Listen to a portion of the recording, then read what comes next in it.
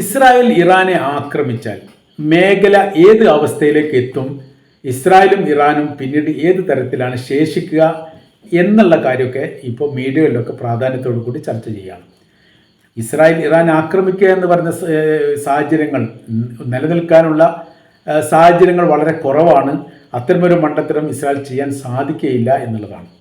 എന്നാൽ ഇപ്പോൾ അവർ ആലോചിക്കുന്ന പ്രധാനമായിരിക്കുന്ന വിഷയം ഇതിൻ്റെ കൂടെ തന്നെ പുറത്ത് വന്നിരിക്കുന്നു.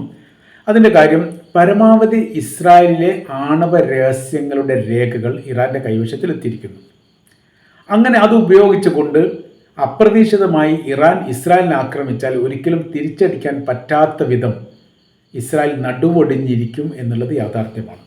അതിൻ്റെ മുൻകൂട്ടി ആസൂത്രണം ചെയ്ത പദ്ധതി എന്ന രീതിയിൽ തന്നെ ഇസ്രായേൽ ഇറാനെയാണ് ആക്രമിക്കുന്നതെങ്കിൽ ഏറെക്കുറെ വലിയ പ്രയാസങ്ങൾ ഉണ്ടാക്കാൻ വേണ്ടി സാധിക്കുകയും തിരിച്ചടിക്കാൻ ഇറാന് സാധിക്കാത്ത വിധം അന്താരാഷ്ട്ര തലത്തിലൊക്കെ വലിയ സമ്മർദ്ദം ഉണ്ടാവും എന്നും ഇസ്രായേൽ കണക്കൂട്ടുന്നു. ഏതായിരുന്നാലും ഇപ്പോഴത്തെ വിഷയം എന്ന് പറയുന്നത്, ഇത്തരമൊരു ആക്രമണ രീതികളൊക്കെ ഉണ്ടാവുകയാണെങ്കിൽ ഇസ്രായേലിനെ സംബന്ധിച്ചിടത്തോളം അത് അവസാനത്തെ